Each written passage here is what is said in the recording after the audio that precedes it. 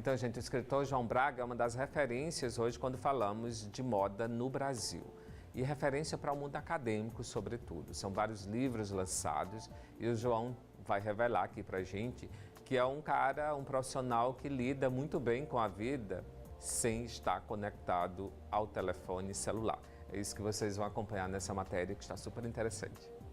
Então, vamos agora conhecer um pouco mais do universo da moda, dessa celebridade. Eu falo celebridade num conceito mais amplo de um grande pesquisador na área, João Braga, no Piauí, ele que nasceu no estado do Rio de Janeiro, já mora em São Paulo há algum tempo e é uma referência, como a gente falou. Por exemplo, ele está no Piauí ministrando um curso e no lançamento da 10ª edição desse livro, História da Moda. O último foi Eu Tenho Dito, e eu quero saber dele o que traz, né, de novidades essa nova edição do livro, João. Pois é, Rivanildo. Em primeiro lugar, gostaria de dizer que é a 4ª vez que eu venho ao Piauí. Né? Bem-vindo, viu? Muito obrigado, né? E que seja a 4ª de uma série outras, né? Sempre ao convite da Gisela Falcão, né? Com esta referência do mundo acadêmico, né? Uma vez que eu sou professor, sou pesquisador, eu tenho 11 livros escritos na área de moda, 7 são solo, 4 em parceria com outros autores, e esse livro, História da Moda, uma narrativa, ele está na 10ª edição, é o livro didático de moda mais vendido no Brasil, e como eu relancei, digamos assim, agora em maio em São Paulo, a Gisela me convidou, já que ela já tinha me convidado para eu vir ministrar uma aula na pós-graduação, em Moda, Cultura e Mercado, e fazer o lançamento aqui. Né? Na realidade, esse livro, ele não é um livro tão extenso, mas ele é completo, porque eu vou desde a pré-história até os dias de hoje, sim, falando de indumentária e de moda. Eu quis manter, né, o texto original, mas atualizando para especialmente o século XXI, que a primeira edição dele foi de 2004. Então, de 2004 para cá, né, houve algumas pequenas alterações, mas esse eu mudei as imagens, eu convidei um aluno para ilustrar esse livro para mim, né, e foi reprogramado visualmente, né, e com isso ele está atualizado. E faltava no mercado, inclusive, se um livro falta, ele não pode nem ser adotado em bibliografia básica, mas agora essa falha está sendo suprida, né, essa ausência, não falha, né. E, enfim, estou aí, graças a Deus, está dando certo, tenho vários outros. O Tenho Dito é uma coletânea de artigos que eu já havia publicado. Tenho Dito é o último, né? Foi o último, né?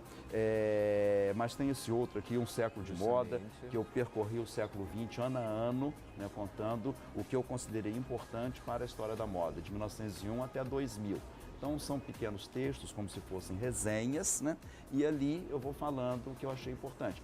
Enfim, são 100 anos, mas são 127 fatos, né? Há alguns anos que eu considerei mais de um item como sendo representativo para aquele ano específico, né? João, como você sente sendo essa referência para esse mundo acadêmico, para a formação de novos profissionais de moda? Muito obrigado por assim me considerar como uma referência, né? Mas isso para mim é muito gratificante, não há dúvida, pelo fato de que eu sempre quis trabalhar com moda. Minhas duas avós eram costureiras, minha mãe era bordadeira, minhas irmãs são bordadeiras, né?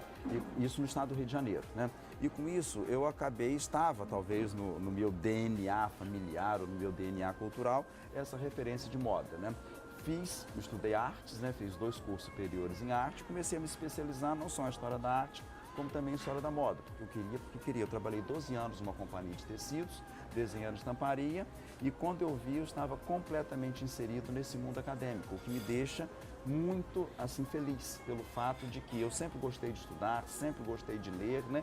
E me enveredei para a escrita também específica da área de moda, né? Eu acho que isso é muito gratificante para mim, né? Em primeiro lugar, que é como eu tenho me sentido bem, é como eu estou me satisfazendo, mas também ajuda a formatação de um conceito de moda, de uma cultura de moda no país. E dessa forma, hoje o Brasil é o país no mundo que mais tem cursos superiores de moda, mais do que França, mais do que Inglaterra, mais do que Itália, mais mesmo até do que os Estados Unidos, que geograficamente, né, e tempo de idade, quando o europeu aqui chegou, somos parecidos, né? Mas nós temos mais cursos. Quer dizer que as pessoas estão se qualificando mais, aprendendo mais. Exatamente. Então isso, tá? Eu acho que é um ponto positivo para a moda, porque as pessoas se interessam no conhecimento, seja de ordem histórica, seja de ordem estética, e que ajuda a formação de um processo criativo fundamentado. Bem informado, pesquisador, e detalhe, tudo isso longe do celular. Eu queria saber, João, como é estar antenado com o mundo, com o que está acontecendo nesse sentido da moda, sem estar conectado através da internet. Né? Eu não gosto de máquinas, nunca gostei, não tenho habilidades com as máquinas e eu resolvi assumir isso. Tá? Há quanto tempo isso? Desde sempre, eu nunca tive celular. Eu já tinha comprado um carro uma vez. Se eu dirigisse, eu seria um barbeiro de primeiríssima linha, com certeza. Eu não tenho afinidades. Eu tenho uma televisão que ela queimou, ela está lá, eu ouço o CD por um outro aparelho que alguém conectou na televisão para mim. Eu não gosto, não tenho habilidades. Eu não desprezo, sei dos imensos benefícios, as facilidades, né, e a rapidez. Né? Você pode estar sabendo de alguma coisa que está acontecendo agora do outro lado do mundo, na palma da sua mão. Né? Mas enfim, eu não preciso, eu não quero ser o primeiro a saber, eu não quero ser o primeiro a dar uma notícia, não tem problema. Então eu me informo, tá, em mídia impressa, as revistas semanais, os jornais diários, né?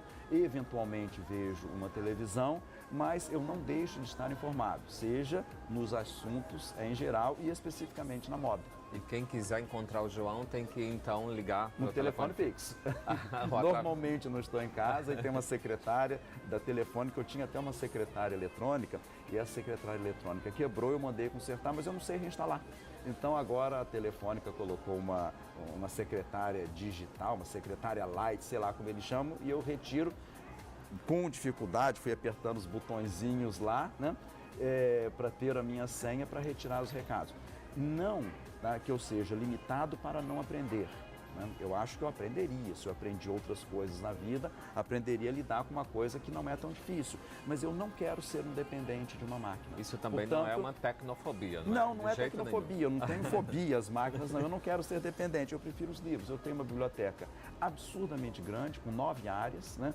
Especificamente a moda, mas tem história, filosofia, ciência, religião, artes e, enfim, jardinagem, bordados, né? E tenho mini bibliotecas dentro de uma biblioteca. Uma seção só de livros autografados, uma seção só de livros de oração do século XIX, uma seção só de livros de Paris, que é uma cidade que eu adoro, né? E tem tudo a ver com a moda. É por isso que ele é bem informado, que ele vai na base mesmo do conhecimento. Eu vou no pensamento como um todo, que é o livro, um pensamento de um autor, né? E sempre buscando interfaces com outras áreas. Então, moda, eu não vejo a moda como uma coisa autorreferente. Ela depende também da tecnologia, mas depende das artes, ela dialoga com a filosofia, dialoga com a antropologia, com a economia. Então, você tem que estar por dentro de diversas artes para entender. Ela vai além do simplesmente colocar uma roupa sobre o corpo, né? Tem toda uma série de informações, né, que ali estão embutidas, de ordem social, de ordem econômica, né? E as interfaces também com joalheria, com calçados, com diversos outros objetos que dialogam com o mundo da moda, né? João, a gente falou tanto em referência, eu queria saber quais são as suas referências da moda, né? Olha, passado e mais atual. Às vezes as pessoas me perguntam do que eu acho que vai ser moda. Eu falo assim, eu trabalho com história. Não existe história do futuro, né? Só existe história no sentido de você ver o que aconteceu, mas não que você não possa planejar. Então a história, no meu ponto de vista, ela é uma tríade, né, de passado, presente e futuro. Conhecer um passado para entender um presente e possivelmente planejar um futuro melhor e não incorrer nos mesmos erros que em tempos outros, né, aconteceram, tá? Enfim, então, sob essa ótica, eu tenho como referência, quem eu gosto muito no mundo da moda é Christian Dior, né? Mas Dior, não que eu não goste de outros nomes como Saint Laurent, como Marc Bohan, como Ferré, como Galliano, como Maria Grazia, que faz Dior agora, mas eu gosto muito do trabalho de Dior, mas Christian Dior mesmo, que teve até um talento indiscutível, um talento mundial, reconhecimento aí em todo canto, um francês, né? Porém, ele teve uma vida relativamente curta dentro do mundo da moda. Dior morreu muito jovem, Dior morreu aos 52 anos de idade. E ele era modelista que acabou tornando-se um costureiro, passou para o processo criativo e de 47 a 57 aproximadamente. Então ele teve um reconhecimento mundial responsável por grande parte das exportações de moda da França, né, nesse intervalo de tempo de 10 anos. É lógico que existem inúmeros outros nomes que eu assim gosto, pesquiso, né, inclusive de brasileiros, né, pessoas que buscam uma brasilidade de fato, né, não pegando uma tendência internacional, mas buscando as nossas próprias referências, né? Então, até quem eu considero muito no Brasil, né? Vou até falar em ordem alfabética. Pode falar aí, tem alguns que nomes. eu prefiro esse ou aquele, já que eu conheço praticamente todas as pessoas, né? Ou grande parte das pessoas. Gosto muito do Alexandre Rescovitch, né? Pelo fato de que ele foi um estudante, ele trouxe uma tendência internacional para o Brasil e ajudou a colocar o Brasil neste cenário internacional da moda, dentro das propostas do desconstrutivismo, enfim, um streetwear, uma moda mais jovem, enfim. Então, o Alexandre é altamente responsável nas caveiras, que foi um trabalho, eu não fui professor do Alexandre, mas poderia até ter sido. Nessa época eu não dava aula na escola que ele estudou, que é a Santa Marcelina, né? E com isso, foi até um trabalho de uma professora que eu conheço, trabalho de estamparia, que saiu a caveira como o logotipo, né? Gosto muito do André Lima, que é natural do Pará, né? E que tem um trabalho de sensualidade, cor, estampa, uma mulher bem feminina, bem extravagante, né? Gosto muito, tá, do Lino Villaventura. Eu acho que o Lino, que também é paraense, se reinventa a cada 6 meses, mantendo a sua própria identidade, né? Que é incrível o trabalho dele, né? Não há dúvida disso, né? Até fiz uma apresentação de um dos livros do Lino Villaventura, que saiu pela Cosac Naif há um tempo atrás, né? Gosto demais do Ronaldo Fraga, que tem muito de brasilidade, aquela coisa de ser mineiro, de ser do interior do Brasil. Eu acho que ele faz isso com muita propriedade, tá? Então eu acho que Alexandre, André, Lino, Ronaldo, né? Enfim, lógico que tem outros nomes altamente expressivos, tá?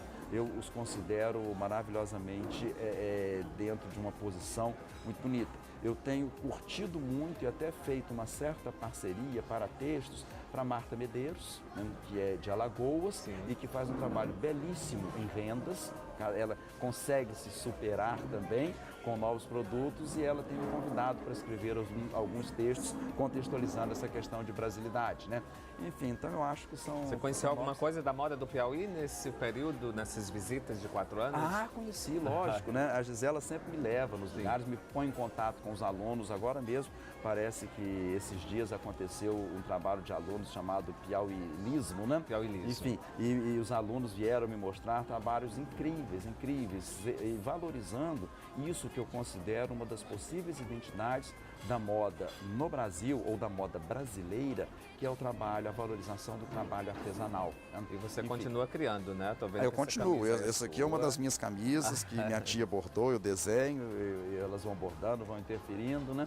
E eu cria para si próprio, não está mais no mercado? As minhas camisas, não, eu já fiz muitas camisas, mas hoje eu tenho, em função de uma série de outros compromissos, né? O que acontece? Eu faço só as minhas, elas são datadas, elas são assinadas, é peça única. Olha, que luxo, enfim, então, eu tenho um acervo imenso das minhas camisas que eu não consigo me desfazer, né? Então eu tenho aí um apego que nem deveria ter, mas de repente eu falei, quem sabe isso aí fica como referência para um estudo posterior, né? Esse processo aí que eu gosto de interferir nessas questões de moda, né? Olha só, já encontrei com o João algumas vezes em São Paulo, inclusive os 2 últimos Réveillons, a gente passou juntos, né? Um abraço, viu, por sinal, para o Cândido. Tá ótimo. O Cândido é um amigo em comum, né? Lá em São Paulo, né? Obrigado, bom te ver aqui, viu? Muito obrigado, eu agradeço a sua generosidade, a sua atenção e que eu possa voltar outras vezes, né? Não só para o mundo da moda, como conhecer um pouco mais o Piauí, né? Um dos meus sonhos é conhecer a Serra da Capivara. Opa, esteja convidado, viu, João? Quando você quiser, só agendar que a gente vai lá, tá bom? Tá ótimo. Muito bom, muito obrigado, né? Muito obrigado a todos.